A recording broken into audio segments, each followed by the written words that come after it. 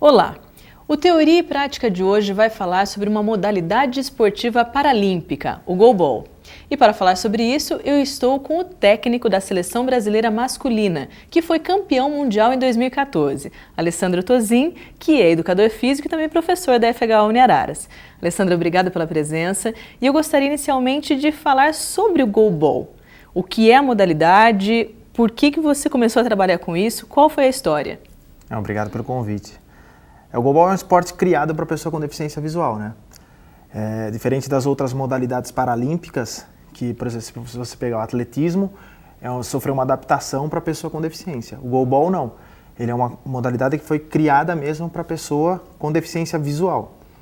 É jogado dentro de uma quadra de voleibol, são 3 atletas contra 3, e eles executam o lançamento executado no solo. A bola pesa 1,250 kg, e são 2 tempos de 12 minutos cronometrados. Então o jogo é bastante dinâmico e os atletas, para poder defender a bola, eles vão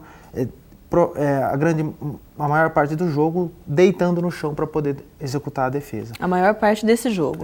Porque muitas vezes eles podem defender sentados. Certo, mas a quadra de vôlei é relativamente grande, considerando 3 atletas de cada lado. Tem um fator de dificuldade grande nesse esporte. Qualquer pessoa pode participar dele? Então, no Brasil a gente não tem muito essa cultura, né? Se a gente pegar os países da Europa, eles já têm uma cultura de pessoas sem deficiência jogar com a pessoa com deficiência visual.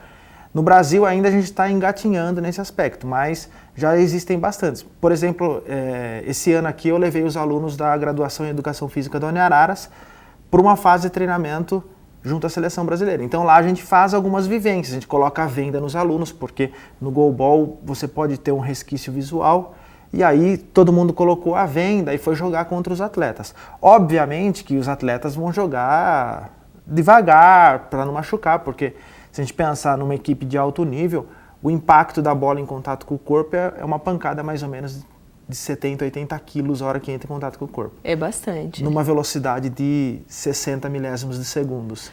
Quem enxerga, então, apanha bastante. Apanha bastante. Quando é assim, não tem essa prática toda. Você falou que pode ter um resquício de visão. Tem um percentual, tem uma regra para isso? No esporte para pessoas com deficiência visual, existe uma classificação esportiva, que é o B1, B2 e B3. B de blind, de cego. O B1 é o cara que é cego, ele tem percepção luminosa. O B2 é o cara que consegue perceber, reconhecer o formato de uma mão na frente do seu rosto até 2 metros de distância, mas aí ele vai ter muitos problemas de nitidez. E o B3 que enxerga até 6 metros, e aí a mesma questão, o problema de nitidez, de você identificar alguma coisa a 6 metros de distância. Mas de qualquer maneira, eles jogam vendados. Isso, para ter igualdade no jogo, aí todos colocam venda para ficar em situação de cegueira todos os atletas. Certo. Você começou desde quando a trabalhar com essa modalidade e por quê? Porque eu sei que você é educador físico. E qual foi o caminho para chegar até lá? Então, quando eu estava na graduação da Educação Física, há alguns anos, em 98, eu conheci a modalidade. Mas não me interessei. E aí, em 99, estava precisando de um professor para dar... Como eu sou do Karatê, eu trabalho num programa de esportes para pessoas com deficiência, lá em Jundiaí, e nesse programa, uma das professoras foi solicitar se tinha alguma pessoa para trabalhar com o Karatê com os deficientes visuais. E aí eu comecei trabalhando o Karatê. Em 2001, eu estava fazendo especialização na área de atividade motora adaptada, e na especialização que aí foi passado o goalball. E eu cheguei para o pessoal do Karatê e falei, vamos conhecer uma modalidade nova? E eles toparam. E a partir daí eu comecei a trabalhar o goalball com os meninos. Em 4, 5 anos a gente já estava com uma equipe top no cenário estadual. Logo já conseguimos resultados bem expressivos em âmbito nacional. E a partir de 2009 eu fui convidado para assumir a seleção brasileira. E a partir daí o Brasil teve os maiores êxitos no goalball nacional. Então, é um esporte que vem desde 1946. Isso. É um esporte bastante antigo, se for considerar, só que não é tão disseminado. Talvez não tão disseminado para quem não conheça toda essa modalidade. Você acha que isso é uma tendência até no Brasil, que se conheça mais, que seja mais visível para todo mundo? Na verdade, o esporte paralímpico, ele está mudando já um pouquinho esse conceito de visibilidade. Todo o esporte paralímpico ele surgiu com a ideia de reabilitação das pessoas que adquiriram deficiência no período de guerra, na Segunda Guerra Mundial, mais ou menos.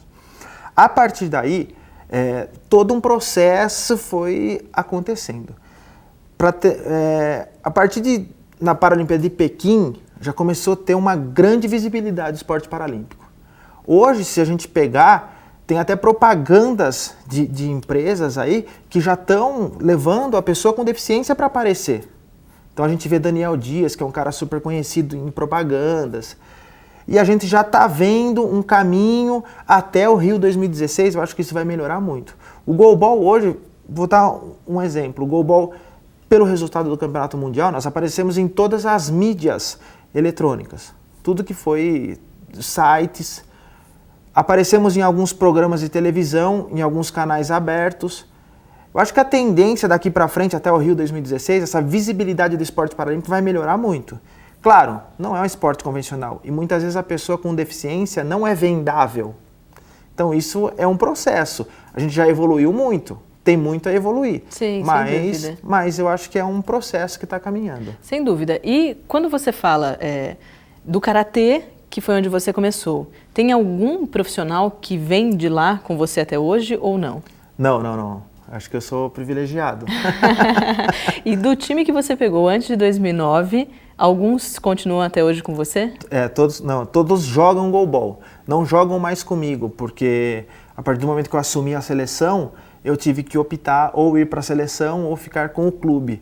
E aí eu tive que me afastar do clube. Então hoje os meninos jogam em outros clubes do estado de São Paulo. Então é interessante perceber isso, porque a gente vê isso no futebol, que é muito disseminado, principalmente com a Copa, no vôlei, que o Brasil é praticamente referência. Mas como é a captação desses atletas? Porque vocês têm algum time de base, isso começa a ser formado desde pequeno ou não? Tem um método?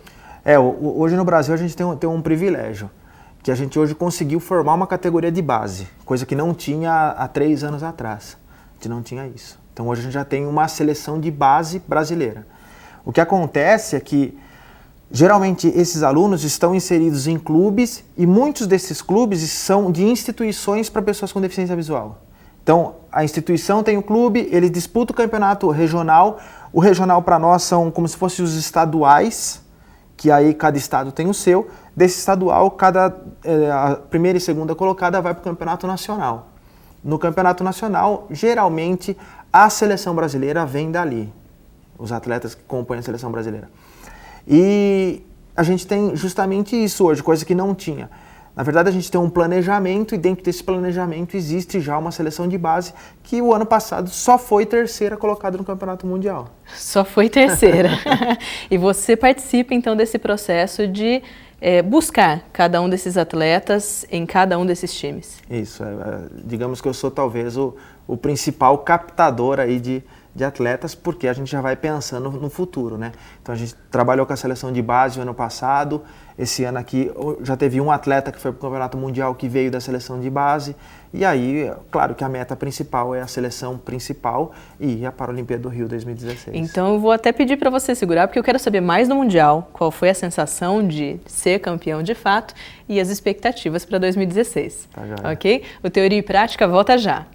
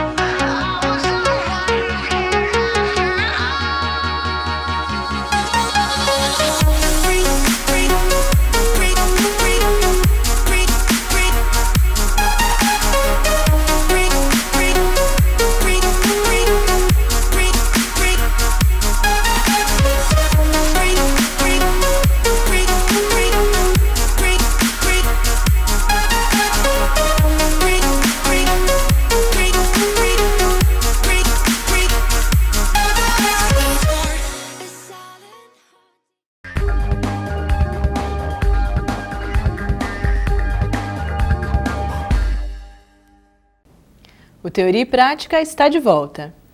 Alessandro, como foi essa preparação? Você veio com o time desde 2009. Então, é interessante perceber que os times são formados. Você já pensava, já tinha expectativa do Campeonato Mundial para 2014 e preparou os atletas para isso ou não? Como foi isso? Na verdade, foi feito todo um planejamento até chegar nesse título, né? Então, a nossa meta, para ter noção, era agora no Campeonato Mundial estar entre os 3 medalhas. Não era ainda esperada a medalha de ouro. Não necessariamente. Não necessariamente, mas era estar ali. Prata, bronze, era essa a meta. Bom, mas o planejamento foi longo. Começou em 2010, que nós fechamos o planejamento, com a classificação para a Paralimpíada de Londres. Em 2011, nos Jogos Pan-Americanos. Foi o que aconteceu. O único problema dessa classificação, que a gente já esperava que Estados Unidos tivesse classificado para a Paralimpíada de Londres. E não aconteceu. Então, nos Jogos de Guadalajara, estava Brasil, Estados Unidos e Canadá brigando por uma vaga na Paralimpíada. E aí, nós, felizmente, ganhamos os Jogos Pan-Americanos e deixamos Estados Unidos, que é uma potência e uma tradição no goalball, fora de uma Paralimpíada. Nossa, fantástico. Em 2012, a nossa meta era estar entre as 6 maiores potências do mundo, porque foi a segunda vez que o Brasil foi para uma Paralimpíada. E na Paralimpíada nós somos medalha de prata, um feito inédito. Então também foi um grande resultado. Inédito em relação ao Brasil. Em relação ao Brasil, E também perante o mundo, porque o mundo ainda não conhecia o goalball do Brasil. E aí agora no Campeonato Mundial a gente estava brigando pelas 2 primeiras colocações, isso era fato, ou ouro ou prata. Com a meta do quê? O tempo todo, medalha de ouro. Então isso se concretizou na competição, medalha de ouro no Campeonato Mundial. Agora em 2014. Agora em 2014. Aí nós temos mais 2 metas e aí não dá pra gente não pensar, nós somos a primeira do mundo, primeira do ranking mundial, melhor equipe defensiva, melhor equipe ofensiva do mundo, não dá pra gente não discutir. Ano que vem a gente tem Jogos Pan-Americanos de Toronto, tem que ser medalha de ouro.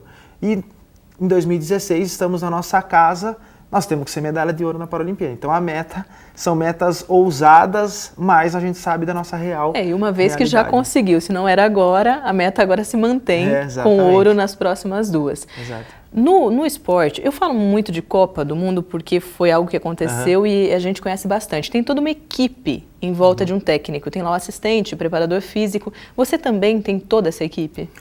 Então, é até engraçado, né? Porque quando eu assumi a seleção, era eu, um auxiliar técnico e um fisioterapeuta, em 2009. Aí os resultados foram aumentando, a equipe foi também aumentando. Então hoje a gente conta, tem eu técnico, Diego Tukolets, auxiliar técnico, Rafael Losk, fisioterapeuta, isso todos diretamente com a seleção. Alessandra Amorim, psicóloga, Altemir Trapp, scoutista, Tatiana, médica. São essas pessoas que estão fazendo parte hoje da comissão. São 6 pessoas, então você tem toda uma equipe preparada para atender de fato esses atletas. E ficou uma dúvida, eu estava pensando, os outros times de outros países, quando vocês jogaram, eles têm pessoas que não têm deficiência?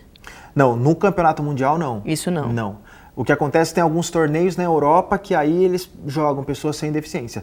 No Campeonato Mundial é um campeonato específico só para atletas com deficiência visual. Certo. Qual é a importância? Eu sei que você, como um educador físico, uma pessoa que estuda toda a base, sabe que a ciência é importante para praticamente todas as áreas. Qual é a importância da ciência para esse tipo de modalidade? Então, o que eu costumo falar é que o esporte paralímpico hoje, de alta performance, não se faz sem ciência. Isso é fato. Não vai conseguir performance se não tiver uma equipe multidisciplinar com você e pesquisas sendo realizadas. Hoje no goalball, por exemplo, a gente faz todo o treino uma análise estatística diária de cada ação. E isso resulta até em alguns artigos, alguns que vão ser publicados agora no Congresso Paralímpico. Mas a gente sabe o momento certo do atleta, a hora que a gente tem que tirar esse cara da quadra. Toda a preparação física foi feita junto ao Grupo Pão de Açúcar, que tem um laboratório lá todo de avaliação física. Então toda a avaliação física dos atletas foram feitas reavaliações com um dos caras mais renomados do Brasil, aí, que é o Irineu Loturco. foi feito com tudo. Então, em nenhum momento das fases de treinamento, a gente faz coisas empíricas. Tudo é planejado, tudo é periodizado, não tem treino à toa, tudo é periodizado para poder surtir resultado. A gente sabe o momento certo de cada atleta estar no mais alto nível, o momento certo que o atleta precisa descansar, a gente sabe o momento de tirar o cara da quadra, tudo é feito por meio de dados bem fidedignos. De dados que são entregues a você e você pode tomar suas decisões. Exato.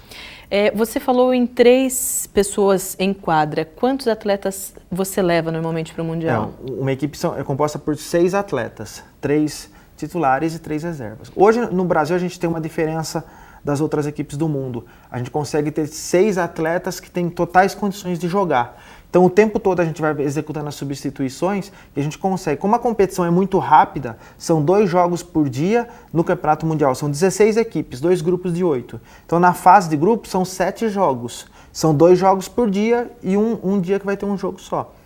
Isso é muito intenso, o jogo é muito intenso. Se você não tiver 6 atletas para executar, que é o que o esporte de alta performance, o esporte coletivo de alta performance trabalha com esse conceito hoje, de substituições o tempo todo. Foi o conceito que nós trabalhamos também. Então você não depende simplesmente dos 3 que estão em quadra como titulares? De forma alguma. Tanto que a fase final da competição nós jogamos com um time diferenciado. Certo. Só curiosidade, já que sou mulher, tem time feminino também? Tem. O Brasil tem uma equipe boa feminina também.